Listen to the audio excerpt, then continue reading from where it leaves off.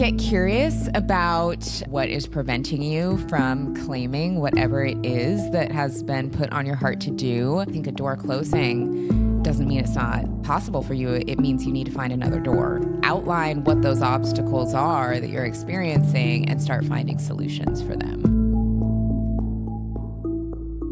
From To Be Magnetic, this is the Expanded Podcast with your host, Lacey Phillips. And your host, Jessica Gill.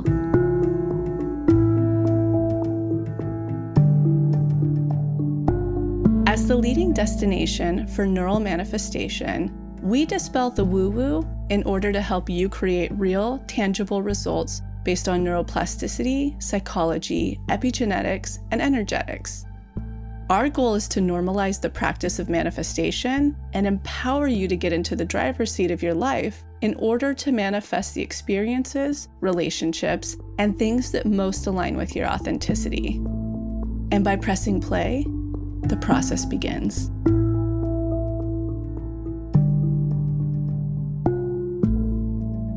Welcome back, everyone, to another episode of Expanded. Jessica here. I'm so excited for today's episode because we have on Les from the Balanced Black Girl podcast. Les is an incredible podcaster, speaker, entrepreneur, and she recently went full-time into her podcast over the past year.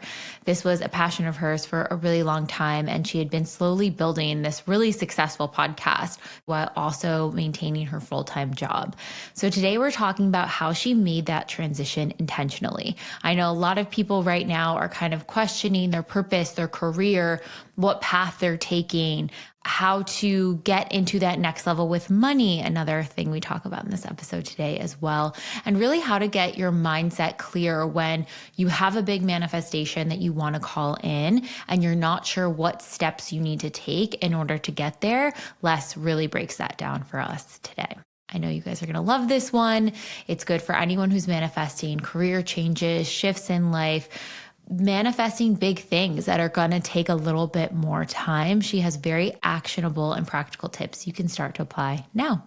And if you are one of those people who are feeling the transitions of this year, you are feeling the ebb and flow, the push and pull, the stripping, the transformation, the rock bottoming that's happening, I highly recommend you guys check out our new series, Channeling with Lacey. Lacey taps into what are the manifestation energetics for this year and how can you utilize them, work with them to manifest your dream life on the other side. I was just talking to my fiance this morning about how right now it feels like the universe is both responding with tests faster and responding with manifestations faster. It's almost like the space between our internal state, our limiting beliefs, our subconscious beliefs, and reality is shorter because our tests are popping up. But then also on the flip side, when we are in alignment, when we are in authenticity, things also move faster. And I've personally noticed it when I take those moments to step through fear, to do the thing that feels kind of new or uncomfortable, but I know I need to do them. I know that that is the route to my authentic self. That is the route to my highest self. When I take it, boom, manifestation comes through. So it's really interesting watching this play out in real time in my own life, in friends' lives, in the community's lives. And I'd be curious for you guys if you are going through that. We just launched 2 new deep imaginings, one called Stripped and one called Embodied. So we can start to work with this energy. So when you feel that stripping, when you feel that transformation, when you're pushed against your growth edge, just strip down to who are you at your core? What does your energy feel like, your soul? What does that feel like on a real, true level? That is what that DI is going to reconnect you with. It's going to remove the external validation. It's going to remove the urgency. It's going to remove the need to get X, Y, Z now. It's like almost none of that matters for a second. Reconnect to your truth first. And from that place, what action would you take? How would you operate in the world? How would you respond to this? How would you think about this dynamic? It's like basically opening up your expansion of what's possible for you tenfold. And then Embodied is going to take all of that energy, all of that true self energy and say, okay, how would you embody this? How would you bring this into fruition? Especially if you're listening into Les's episode today and you're feeling the call to start something new, put something new out there, and you're not quite sure what that step and process looks like. Get intense clarity from this stripped and then embodied DI to know, okay, who am I in my true core essence, and how would I then take action and operate in the world? And you guys can check out all of those new Deep Imaginings, the new Channeling with Lacey inside the Pathway portal, free to members, and go to our website, tobemagnetic.com, to become a member, or check out the links in the show notes.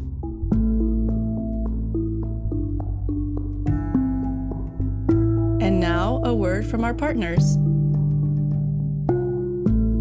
Have you noticed any early signs of aging, maybe worse sleep, lower energy, stiffer joints? One thing that I've been really focused on in the past few years is my longevity. How do I make my body feel stronger and healthier longer and well into adulthood? I was recently introduced to Dr. Stephanie Van Watson, who is the founder of Fatty 15. She made a remarkable discovery when she was studying how dolphins age. One group of dolphins was aging significantly better, had significantly better aging growth factors, brain health, immune health, and were living much longer. And the difference was their levels of C15. Those who were not aging as well were deficient in C15, causing cellular fragility syndrome, which is a nutritional deficiency that accelerates aging by weakening the cells. After much research, Stephanie realized that this also translates to humans, and C15 is a vital nutrient we need for our longevity, but so many people are unknowingly deficient. C15 is known as a geroprotector, which means it can improve cognitive function, enhance immune response, promote tissue regeneration, and reduce the impact of lifestyle factors that accelerate aging. Meaning it actually starts to slow down biological aging by strengthening the cell membranes by 80%. Right now, as many as 1 in 3 people have low levels of C15. Without enough C15, cells become fragile and age significantly faster, making us prone to these age-related conditions. So Stephanie created Fatty 15. It is 100% pure, bioavailable, patented C15, free from preservatives, vegan, and built to support your cells better than the omega-3s or fish oils, with 3 times more cellular benefits. In clinical studies, 72% of users reported experiencing deeper sleep, better mood, healthier joints, and noticeable improvement in their energy within 16 weeks. I personally, since I've started taking it, noticed my anxiety levels go down, my sleep increase, and my overall energy get better and better. Fatty 15 is on a mission to optimize your C15 levels and help you live longer, stronger, and healthier. You can get an additional 15% off their 90-day subscription starter kit by going to fatty15.com/TBM and using code TBM, all caps, at checkout. Again, that's code TBM at checkout, and go to the show notes to find the link. All right, on to the episode. I am so excited to have on Les from the Balanced Black Girl podcast. I have been an admirer of your work for so long and just watching you crush it in podcasting and content creation. And we actually got introduced in like a little podcasting cohort, which was so fun. And it was funny. I have to share this story. Our producer, Allison, who used to work for Dear Media, which your podcast is produced through, her very last show at Dear Media was producing for one of your episodes that had to do with manifesting. And then she got the job. She found out that day that she got the job with us. I love that. Everything is so interconnected. Yeah. And then we found out that you went to the TBM event in New York when we had our speaking tour last fall. I'm like, we were meant to meet. It was just about to happen. You know, what's funny, also related to podcasting, is I went straight to that event from the photo shoot to shoot my last podcast cover art. So the photo of me in like the denim suit on the podcast cover, which depending on when this comes out, the cover might be different now. But what most people know to be my cover art, I literally was at a photo shoot, shot that, and then went straight to that event wearing that same outfit. What? That's so cool. I feel very honored for that. That's amazing. Yeah. Okay, so we like to kick off with astrology. I know you're an astrology girly too. So what is your sun, moon, and rising sign? Yes, I'm a Leo sun, Taurus moon, Libra rising. And how do you feel like because so many people are like, what does that mean? How should I feel? What if that's my sign? How do you feel like you relate to those aspects of self?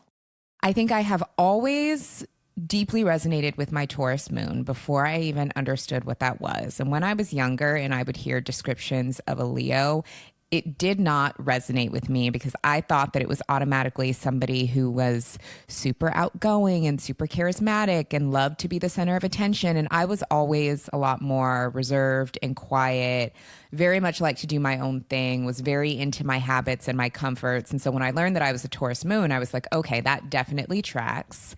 But I'm finding that the older I get, the more I actually am resonating with my Leo sun, particularly over the past few years. I've been really just letting it out a little bit more and embracing being a Leo and not being like ashamed of it. I don't know what it was. Maybe I just heard a lot of like anti-Leo propaganda where I felt like, oh, this is a sign that people don't like. And everyone thinks that we're kind of annoying and attention whores. And that's not really me. But I am beginning to see more Leo in myself in terms of how I present and just not dimming the shine that I am just meant to have and just letting it out there.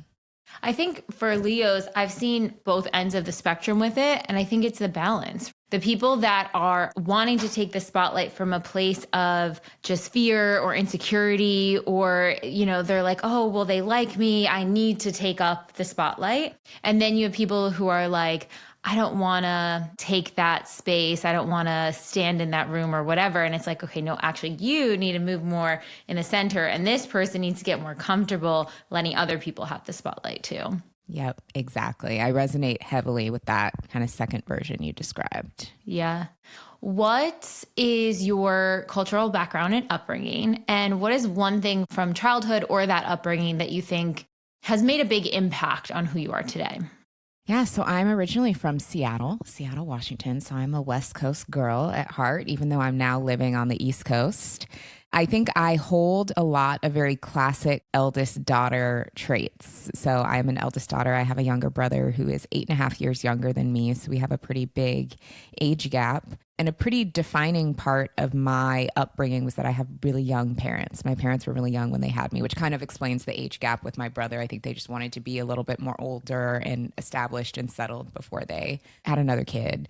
And so a big part of my upbringing was kind of the three of us growing up together, particularly in that kind of first half of my childhood before my brother was born. We really did kind of grow up together. They were figuring themselves out as they were figuring out how to raise a kid. But I do think in a lot of ways, I'm really amazed at how fantastic my parents are and were for being as young as they were and how much they instilled in me from a very young age, whether it was the prioritization of wellness, whether it was fostering my creativity, encouraging me to be myself, to use my voice. All of these things that are a big part of who I am today and how I show up in the world were really seeds that were planted from a very young age. And I just don't ever really have any memories of my parents telling me that there was something that I couldn't do or discouraging me from trying different things. I grew up in an environment that was really affirming, and not just affirming of maybe the superficial things, but I grew up hearing how smart I was and how capable I was kind of over and over.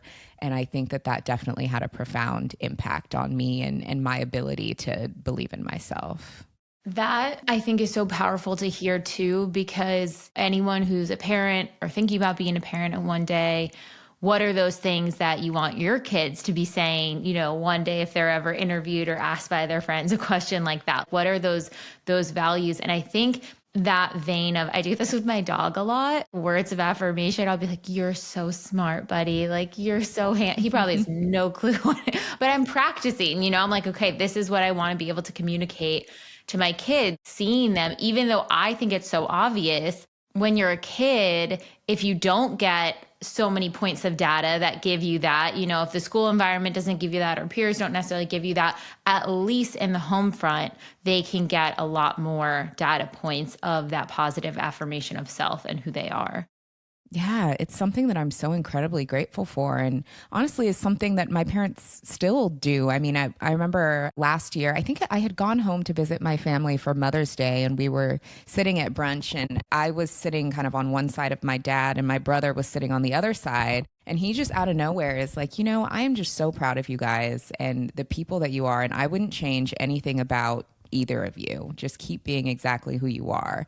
And one, in that moment, felt so grateful to have a parent who still now at my big age is like affirming and saying those things to me, to both of us, me and my brother. But two, I was like, wow, there are probably so many people who really wish that they had either parents or people in their lives who said things like that and who accepted them for who they are. And I'm so, so grateful to have that. And it's something that I definitely don't take for granted. So I also have a sibling that's 8 years younger. So I feel like it's kind of rare. Do you feel like you relate to some tropes of the only child? I've had this conversation with people where they're like, but you have a sibling. I'm like, yeah, but like from 0 to 8, I had to figure out how to like play by myself and make up the games. I didn't have a buddy for those early years. Do you relate to that at all? I do. Yeah. I mean, I definitely don't feel like an only child anymore, but I do kind of think of my childhood as phases. So there is just like phase one was the years before my brother was born, and there was like a very different dynamic. And then there was phase two after he was born, when obviously, you bring a new human in the mix, there's going to be an entirely different dynamic. So it's like before and after. So interesting. I feel like we haven't done like a full deep dive episode on siblings before, but I feel like those dynamics are so interesting to pull apart. Mm-hmm. Okay, so you recently moved from a corporate position and you've been doing the podcast for 5 years, 6 years? Yeah, about 6.5 years. Okay, so I think your story is like, I really want people to take away so many lessons from this because we get the question all the time. I'm in corporate, but I have this passion. When do I jump off the cliff? What do I do? What was sort of your process in this shift, knowing you had this passion that you were working on, that you were building? How did you know it was time to actually take that leap? And just kind of clue us into what that journey looked like. Yeah, I would say I had a few attempts throughout the years to take the leap that were not very successful and quickly had to go back to getting jobs over the years. I had one where I had left my corporate job and I worked in retail for a while I worked in fitness, and started digging into content and just found that like financially I was just creating more stress than I needed. So I ended up going back to corporate just to make more money and ease some of that stress. And then a few years later, I had a corporate job where I had gotten laid off, and I thought, okay, well, maybe this is a sign that I'm ready. So if I'm going to try and make this work. And then after a few months, it was just clear that I hadn't really found the version of business and self-employment that were the right fit for me. And so I ended up going back to corporate after that. And so when I left my latest and my final, as I'm putting it, corporate job back in 2023, it was a very, very different scenario.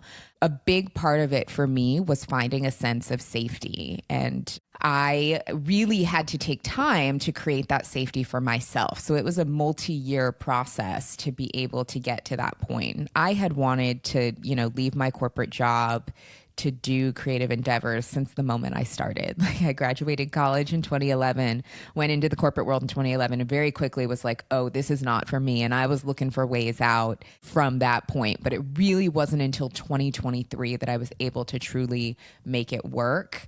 And it was a long, long process to get there.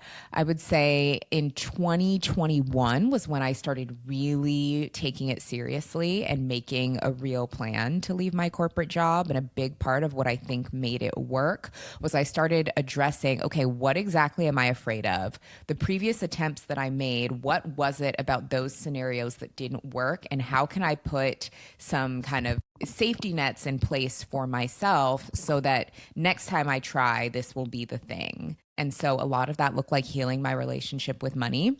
And so I spent a lot of time just really digging into financial trauma that I had, as well as learning more about money, setting up my business on the back end so that it actually functioned and operated like a business, so that I was actually paying myself and I was running a company, like a media company, basically is what my business is. And so it was really in 2021 that I got really serious about that. I also spent a lot of time paying down debt, because that was also something that I was nervous about. Is okay, if I'm self-employed and, I have a few slow months and I am not bringing in as much money and I have this debt hanging over my head, how would I handle that? So I thought, okay, if I just really knuckle down and pay it off and that's just a non-issue, then I will feel more safe. And so it took about 2.5 years of me really chipping away at those things that were making me feel unsafe, till I got to the point where I said, okay, I'm out of excuses. All of those things that I was worried about are no longer an issue. And I now feel more comfortable taking that step.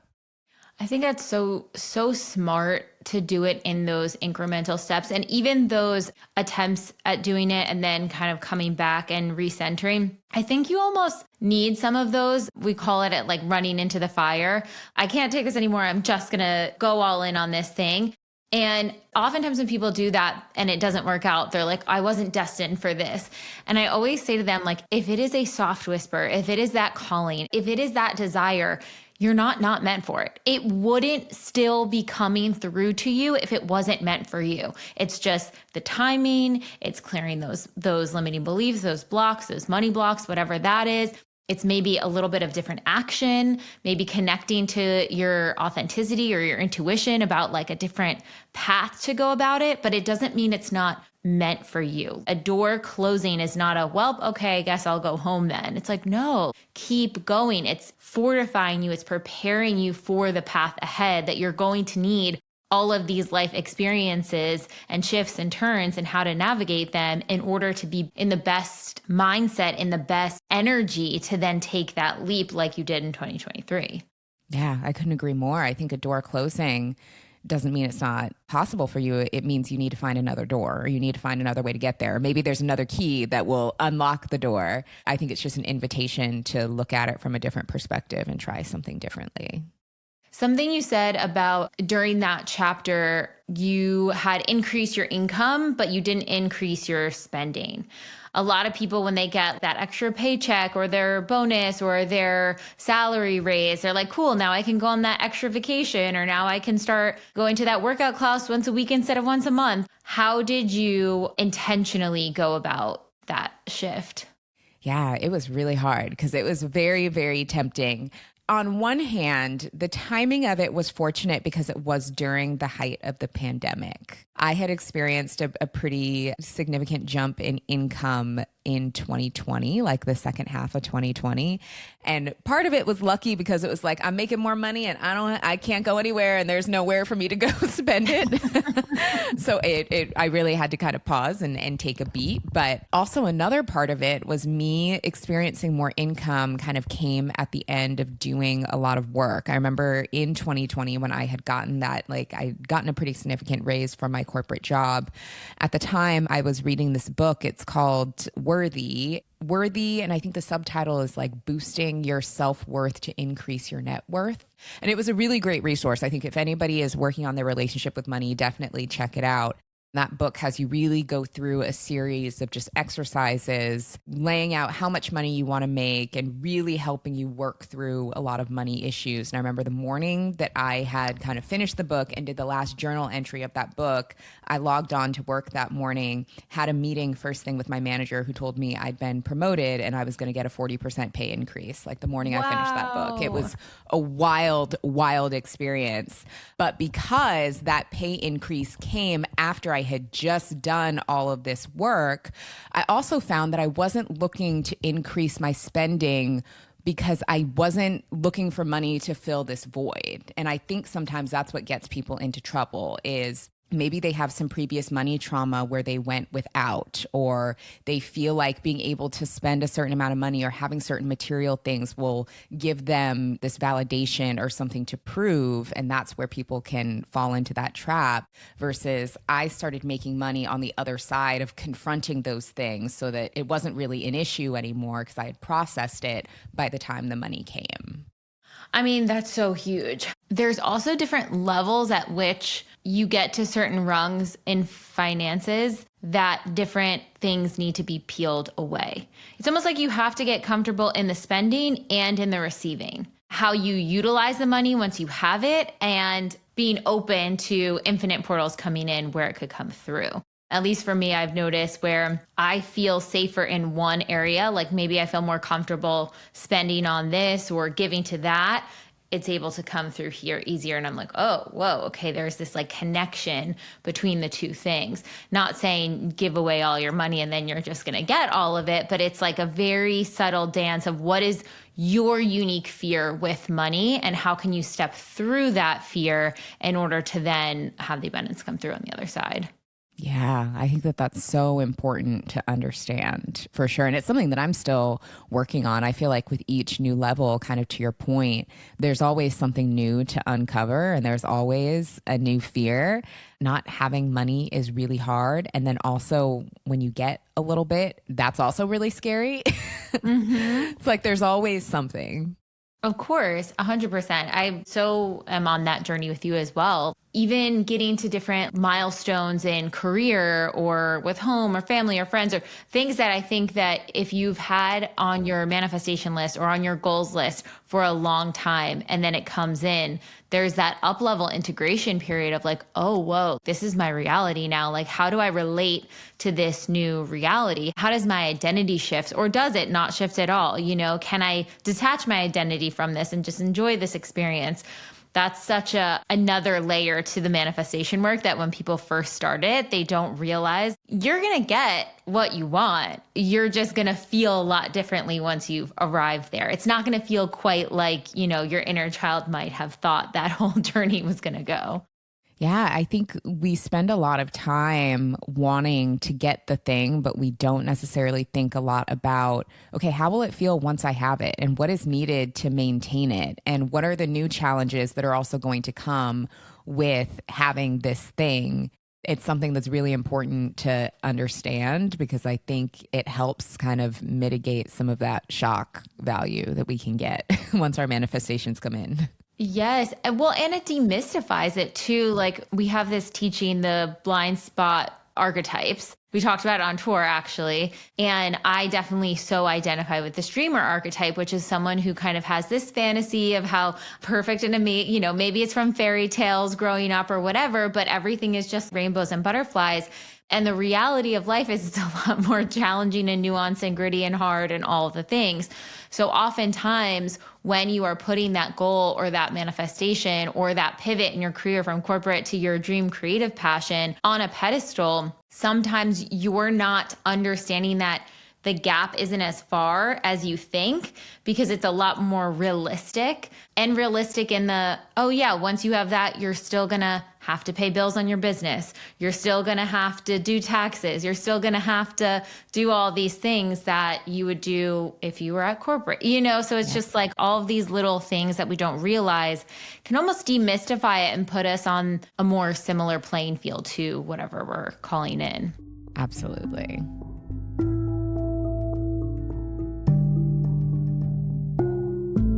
One ritual I have been utilizing to help regulate my nervous system, to ground me back into my body, is being really intentional with my body skincare.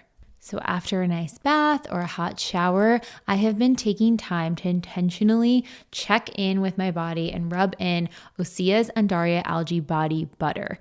It is so rich and creamy, and truly one of the only body butters and body moisturizers that actually makes my skin feel smooth, supple, more hydrated, and last. So many times lotions can in the moment make you feel hydrated, and shortly after your skin feels dry or rashy or flaky. And this actually locks in the moisture for the entire day.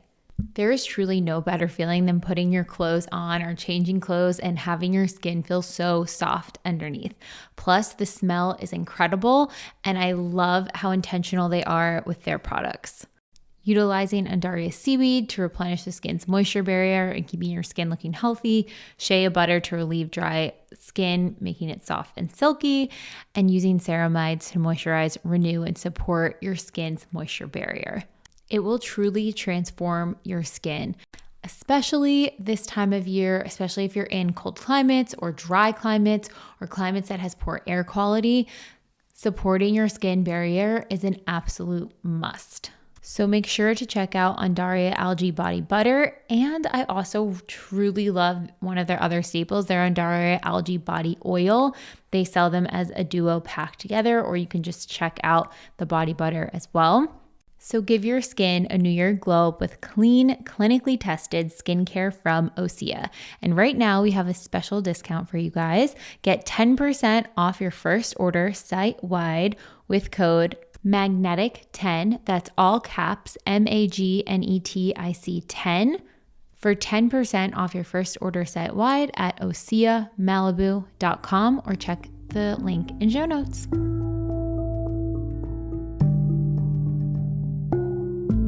Okay, so talk about the jump, the leap. How did it go? How was the transition over into it? I know you talked about that first January. How did you navigate that chapter? Yeah, so I quit my corporate job in December of 2023. In 2023, I was experiencing all of this opportunity and all of this growth.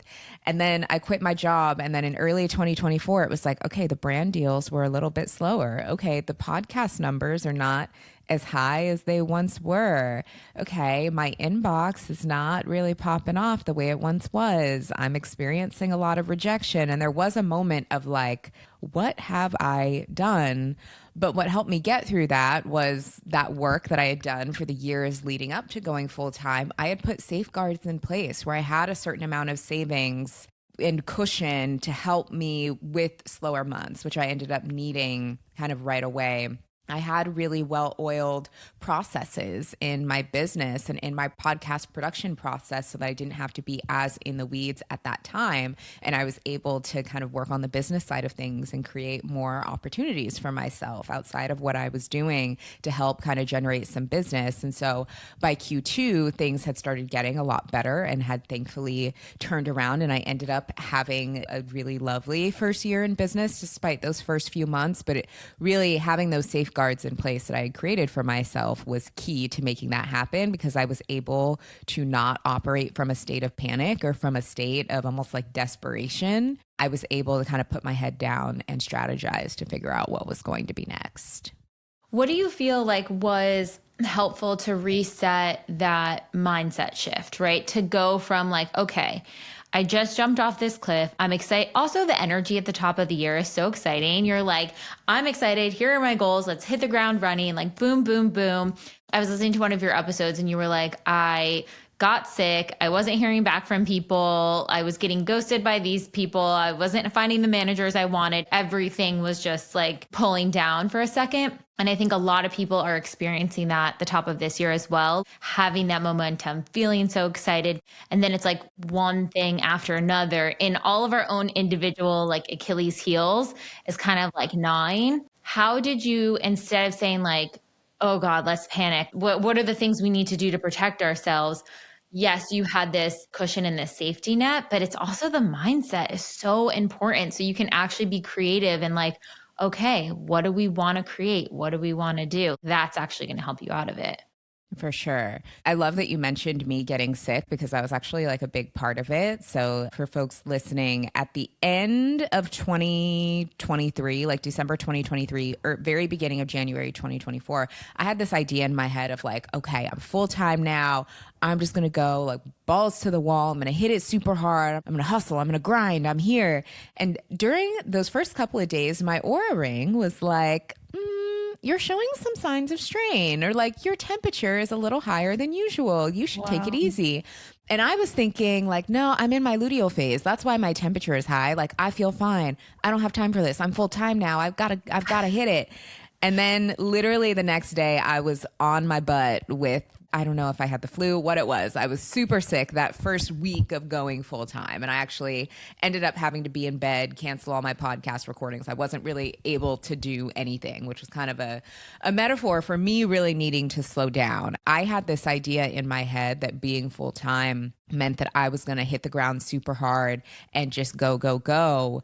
And what I've found over the past year is kind of the opposite has been true in terms of what's best for me in terms of work. I don't really work that well pounding the pavement super hard. I think for some people that can really work for them, but I actually do better with a little bit more rest and taking a little bit more of a methodical approach and being a bit more thoughtful and slow in how I approach my work. And so it was kind of learning that lesson. I also think I had to learn the seasonality of the business that I was in, because even though I'd been running my business, I'd been doing it as kind of a side hustle. And I hadn't really, because I had the safety net of my corporate job, I just wasn't as cognizant of seasonality and kind of the peaks and valleys naturally of being in the business of content, what those look like. And so it's actually very normal in January, in February for people in the content space to experience a bit of a lull because brands are figuring out their budgets. People aren't consuming content as much. It just naturally is a bit of a low. I didn't know that before, and I felt a little bit more sensitive to it when I was first full time, and that was all I was focusing on. But then I learned the peaks and valleys of the year when things pick up and then when things slow down, and I learned how to tailor my workflow to that instead of panicking during those low moments. So important. And also just what kept screaming out to me as you were saying that, learning your working style, learning yourself, learning your authenticity. What works for you is going to be your unique route through whatever pitfall or ebb and flow that you happen to be in. That is the medicine, and connecting with that. I'm so curious, do you know your human design? Yeah, I'm a 5/1 manifesting generator. Interesting. Okay, cool. So the manifesting generator, so many people think the manifesting generator is just go, go, go all the time. And I'm a generator, but I learned through different sessions with people that they actually do need rest. They need to rest just as much and intentionally. And it's really important to have those check-ins. Someone gave me feedback that was you shouldn't be working heads down work for more than 2-hour chunks at a time. You have to come back up to air, get re-inspired by the world around you, and then you can take that energy back to your work. But if you are heads down working more than 2 hours, you have surpassed your authentic energy giving limit, and now you're heading into burnout zone. And I was like, oh my gosh, that feels so true, because that is where my energy dips. That is where I'm feeling like I'm forcing and I'm running on adrenaline to just finish the task, instead of let me take that intentional pause outside, reset, look at the bees, look at the nature, and then I can come back in and be like, wow, okay, cool, let's get this done. Yep, I've had to learn super similarly. I think in true manifesting generator form, I have all the energy in the world when I'm really lit up about something.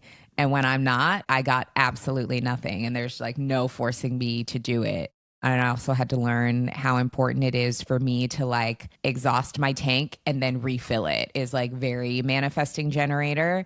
And I'm still kind of learning how to work with those ebbs and flows, especially just with creating my own schedule and dictating how I work. But it's been really, really interesting to observe myself in that way.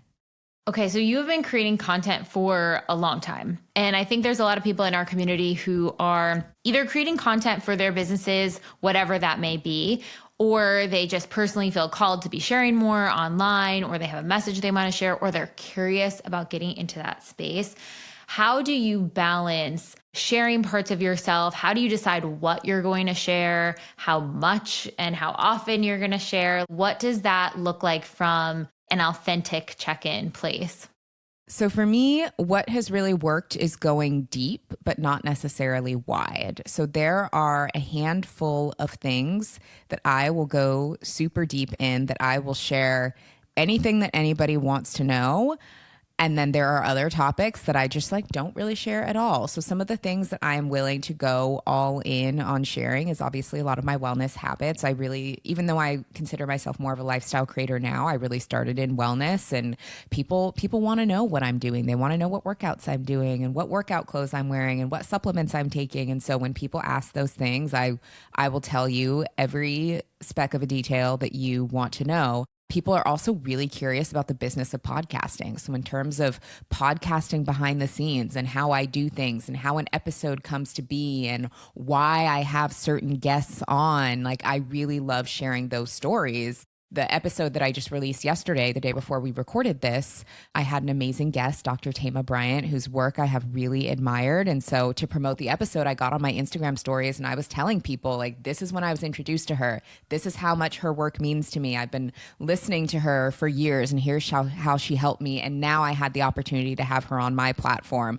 So I go really deep into that so that the audience feels really connected to the stories that I'm sharing. And it feels really necessary for people to have the full context of the things that I like to share with them.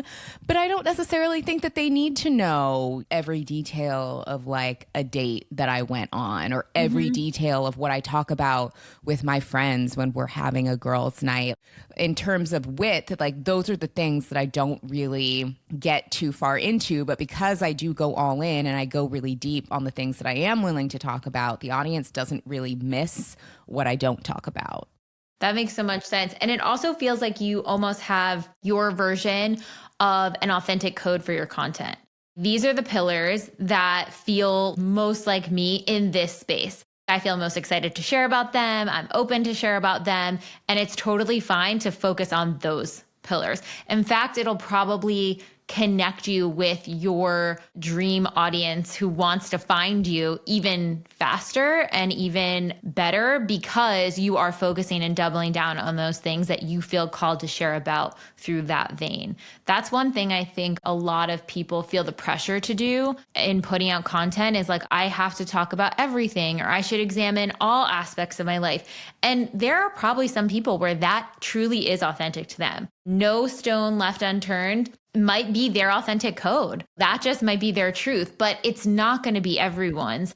And one person was like, oh, I have to share in this way and have all this lifestyle stuff. I'm like, if you don't feel genuinely lit up by sharing any of your lifestyle and you just want to educate on like how to massage the face and do this, facial sculpting, double down on that. What are the other ways that you can teach that and instruct that and talk about that in such a new way? There's no one size fits all with any of this stuff. It's a playground of anything. Just giving that permission to anyone, even if it's not content creation, in your art form. What are those pillars that feel so true to you?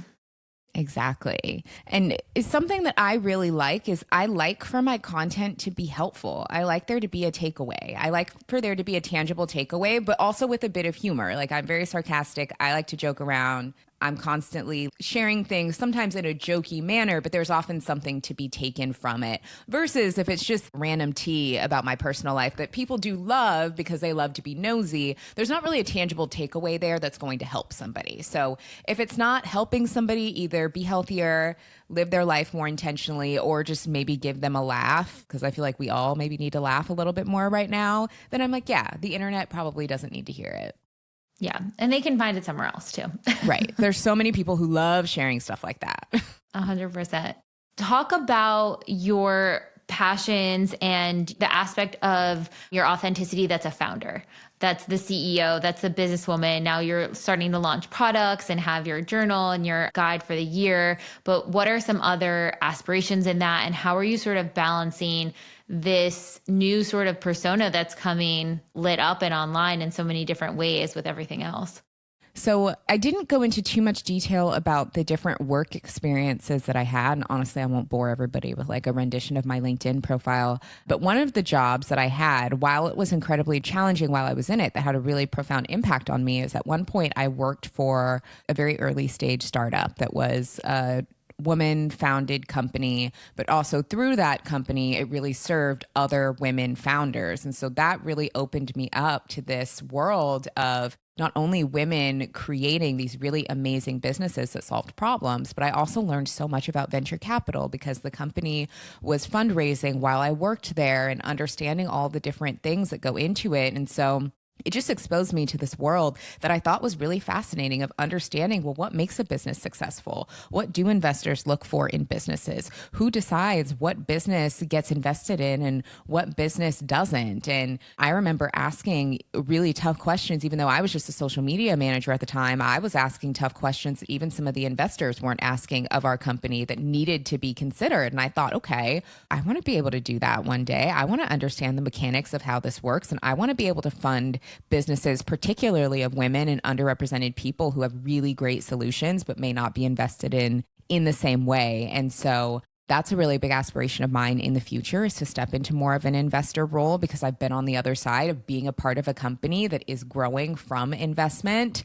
And so a lot of what I'm doing now is like preparing myself for kind of that next stage in my career. Hopefully it's a goal of mine in my 40s to do more of that, is really understanding how it works. So understanding how founders operate and how do companies come to be, and understanding entrepreneurship from really a high growth perspective. Although I don't necessarily want to be the founder of a startup, I would love to eventually invest in that. And so I am doing kind of some identity work around learning more about that space so that hopefully in the next act of my career, I can better support it. And so I'm kind of bringing my audience along on that journey as well, of not just seeing me as like less the wellness girly, but also less the businesswoman, less the thought leader. These are all identities that I'm hoping to take on in the coming years. And I don't necessarily know how I'm going to do that, but I'm bringing my community along as I figure it out. What I love so much about this, and this is like also classic manifesting generator energy too, just like getting excited about all the things. Yeah. But the permission to let yourself grow and evolve in the like most organic routes, the way that you can just identify and see like something in me lit up by that. And tomorrow you're not like, cool, that means I should throw away everything I'm doing and I should only focus on this thing and that should be my North Star from now on. You're like, no, actually what I'm doing right now is perfectly helping me get to the level to also do this at the same time. And I think it's one of the like most underrated little hacks as you're going about goal setting, but having multiple things that are taking your energy that are separate lanes. If you put all of your energy into like one thing, you're going to have a lot more pressure on that thing to be everything, to give you everything, every piece of identity or support or financial status or success or everything. But if you're like, well, I'm a podcaster and I do content creation and I do this and I'm a public speaker, boom, now you have all these different verticals and you're now adding another layer into that. You don't have to drop everything and go into it full force. You're actually going to be, and that's kind of this theme of so much of what you've done so exceptionally in your career, but like taking it one step at a time and allowing those little pings, those little hits of inspiration to pepper in and then start following them bit by bit. Yeah, I think a lot of us tend to feel like we have to find one thing and stick with it forever. And I used to feel that way too. And I felt so unfulfilled in my career because I thought that I had just this one singular purpose that was going to be a job. And when I just find that perfect job, I will be so perfectly fulfilled forever. And now I'm realizing I don't think that there is just one thing that necessarily everybody is meant to do, especially me as a manifesting generator, because I'm a little all over the place. But I've almost started taking this approach of like living a different lifetime in each decade. This is actually a thought that I had that I articulated for the first time earlier today, but I really liked it, is like having a different focus and kind of a different lifetime for each decade of my life. So my 20s were really about me getting into wellness, creating that foundation of learning how to take care of myself physically and mentally, and just exploring and learning a lot about myself through doing all of these different jobs. My 30s have really been about going in on creation and building and learning how to run and grow my own business. And then I really want my 40s to be a lifetime dedicated to investing in other people, kind of investing in that next generation, as I talked about, but also just fully pursuing creative endeavors without worrying about the numbers or how they are. Like, I want to write fiction and not worry about it being a New York Times bestseller. Like, I just want to create and invest in other communities. And I'm excited for each decade to be kind of its own mini lifetime. I love this. So you have so many decades and chapters and seasons to look forward to. We have a deep imagining that launched called Stripped, where it pulls away all these layers of identity and like really connects you to your authenticity at the root of it. And like, what does that feel like? And you connect and like speak to that energy a little bit. And I was doing it this morning, and the message, one of the questions is like, okay, from this place, what does this energy say about your purpose, your calling, your gifts, all of that? And the message that kept coming up for me was like, it's not a thing. It's the energy in which you do everything. It's the energy of your curiosity, of your excitement, of your joy. The things that feel like that are your purpose, are your calling. It's not a checkmark box. It could be a million different things, but all you have to worry about is following what gives you that energy and then taking steps to get to that. And I was like, oh, that makes so much sense. Like, it just felt so much more true and clear than, we try to like bring it down to like this my purpose is X. And it's like, what if your purpose is how you use your energy of joy and what you feel that about, and that's literally all your purpose is. You don't have to worry about the 20 steps ahead. Just focus on the joy in the right now. I love that so much. I'm currently working with an executive coach right now, and we're doing a lot of work around kind of figuring out my strengths and kind of zones of genius. And something that we have narrowed down on is that like storytelling is a really big theme in my life. And in so many things that I've done, it's been storytelling, and also in a lot of the things that I aspire to do, it's storytelling. And so yes, today it looks like hosting a podcast and creating content, but tomorrow it could be writing books and having those books turn into movies, or producing things and finding new ways to tell stories. And so I think when we allow ourselves to be a little bit more flexible in the how, the what becomes a lot more clear.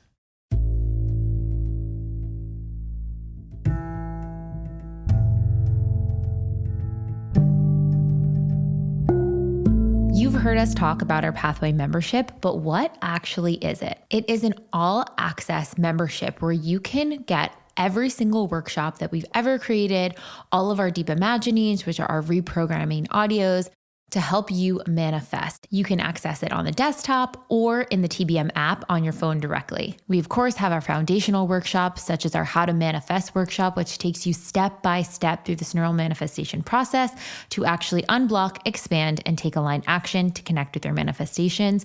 Our How to Be Magnetic workshop, our Inner Child and Shadow workshops. And then, of course, we have a workshop if you are in a rut, if you're in a rock bottom, if you're in an up level, perhaps you need to set boundaries. Maybe you want to focus specifically on the block of money or love. It is all in there. And then twice a year as a community, we gather for our challenges. Our challenges are one of the most effective parts of the process because you get accountability. It is really a handheld experience in how to work through whatever the theme of that year's challenge is. And now to my absolute favorite part of our membership, which I think in and of itself would be worth the entire weight of the membership if we just had this alone, our Deep Imagining library. This library encompasses over 60 neural reprogramming audio tracks. They're self-hypnosis tracks that will really support you in any step of this journey. If you're needing calming, nervous system regulation, unblocking with a specific test or trigger, going through a difficult time, processing a big emotion, or maybe you just want reinforcing, how to reinforce those neural pathways of confidence, abundance, self-worth, deservingness, and connection with your dream life. And not only that, if you go to the app, we just launched Deep Imagining playlists where we're grouping different themes of DIs together. So no matter what you're going through, you have something for you. And we're constantly dropping new playlists as well as brand new Deep Imaginings. And if you need more support in your process, you can go to our brand new video series, Channelings with Lacey, where she touches on the exact energetics that are going on right now in manifestation and how it may apply to your life. So obviously, I am a huge fan of this membership. The peace of mind I get from being able to have all the tools I need at my disposal, no matter where I'm at with my life, if shit's hitting the fan, if I'm feeling dysregulated, if I'm needing to come back to my center, if I'm needing to brainstorm or daydream or connect with what my vision for my future is, every single tool is in there to support me. And don't just take my word for it. We have thousands of testimonials of people who have had incredible success stories with these tools. So take the guesswork out of your manifestation process and get real tools that are going to give you real results. For podcast listeners only, you can use code EXPANDED, all caps EXPANDED, for 20% off your first month of the pathway. Join now and have your best year yet.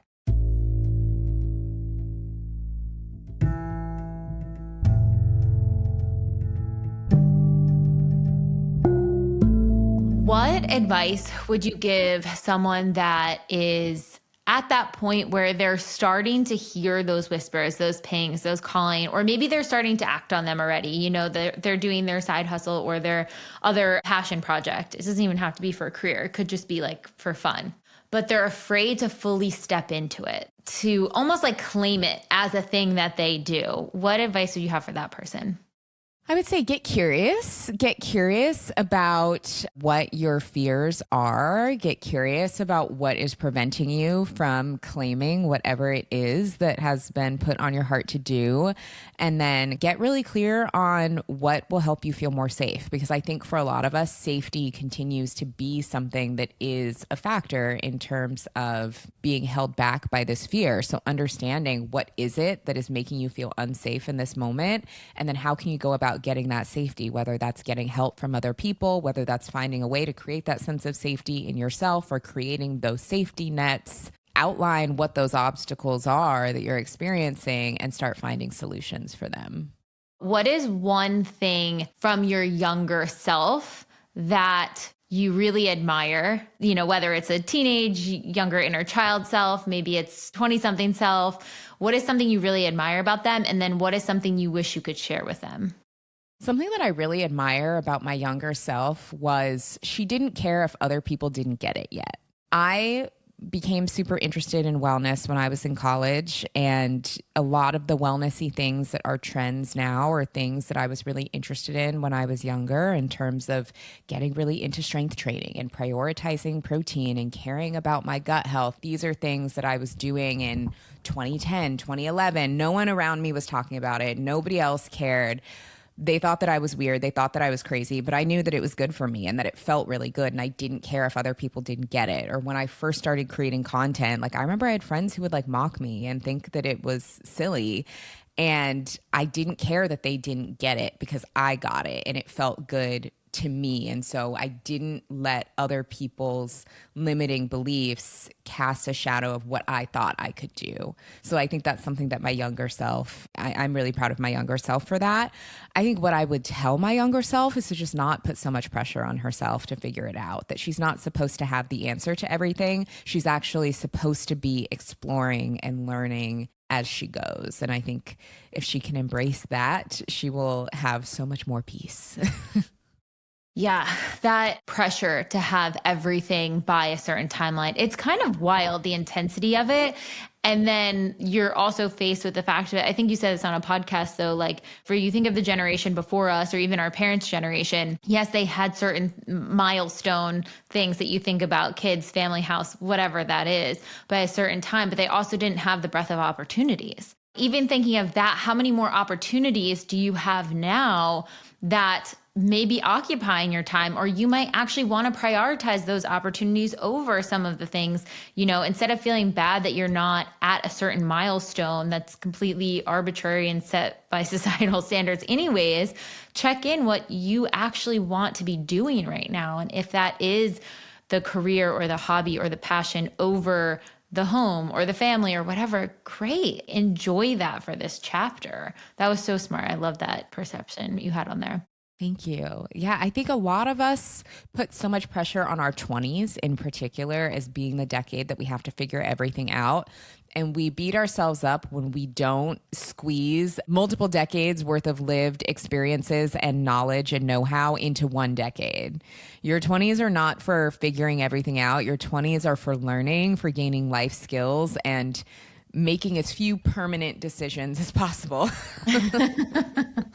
Just because you're such a wellness girly, what is your routine right now? What are the things that you're like loving, that you have part of your sort of habit stack, or things that you're just like starting to incorporate that you're like, this is feeling so good?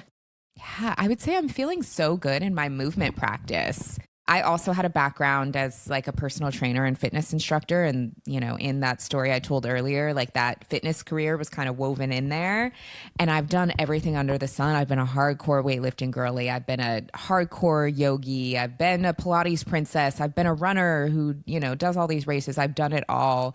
And these days I feel like I just have such a beautiful blend of the types of movement that I really love, and letting myself enjoy it and have fun with it. And I'm just feeling like really strong and probably better than I've ever felt. And so I'm really, really enjoying my movement practice lately. For me, that's looked like about 2 days of challenging lifting heavy weights, about 2 days of Pilates, 1 day of bar, and maybe a yoga class thrown in there if I'm like feeling really energized that week, and then just letting that be it. And I've been feeling really good in my movement. I am taking that in because one of the things that I've really wanted to focus on and manifest this year is like feeling way better in my health and my energy and my body and my strength and all of those things. So hearing that a movement practice can feel really good, I'm taking that in. Yeah, I think part of what's helped is because I was a fitness professional, I put a lot of pressure on myself to come up with all of my workouts and design this perfect routine. And these days I just take classes for all of those things. I've completely taken the pressure off of myself to come up with all of it. And I'm letting myself be coached, and I'm letting myself be instructed. And one, not only has it been good because I've been challenging myself, having other people hold me accountable, but two, it frees up so much brain space. You know, having a business, I make decisions all day. So if I can go be told what to do for 45 minutes to an hour while I'm moving, it's been so, so good for me. I love that. I'm someone who like loves to work out at home with like an app. I'll take myself through a program, but I have been getting like a loose ping to go outside the home and like maybe be around community, have more of that sense of accountability. So I will have to follow and honor that one a bit more.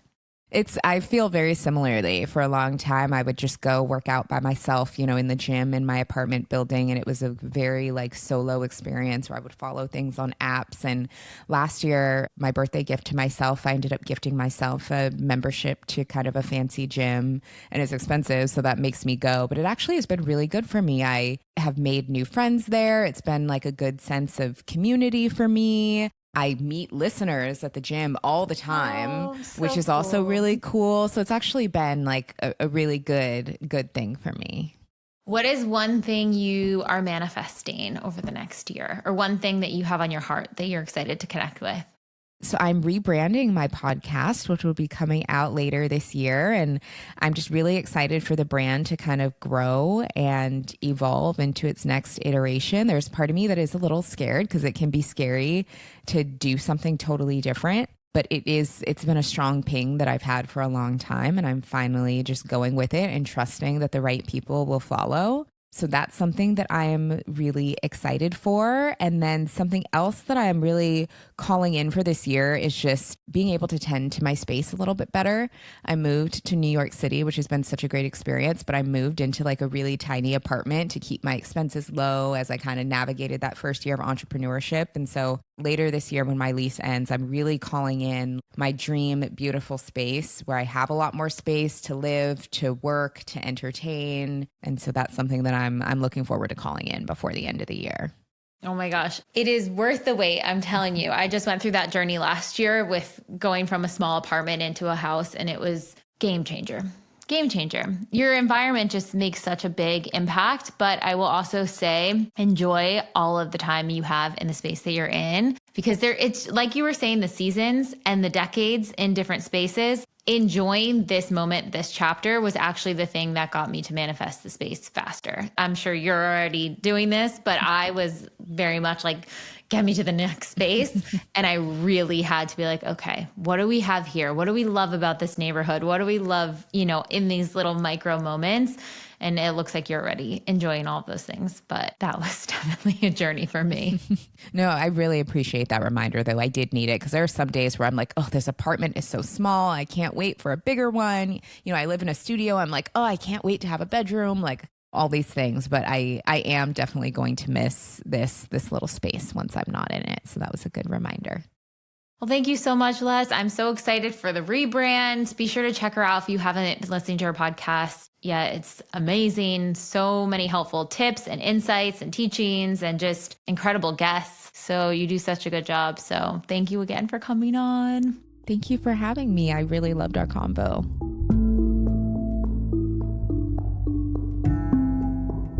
I hope you guys enjoyed that episode today and why we have you.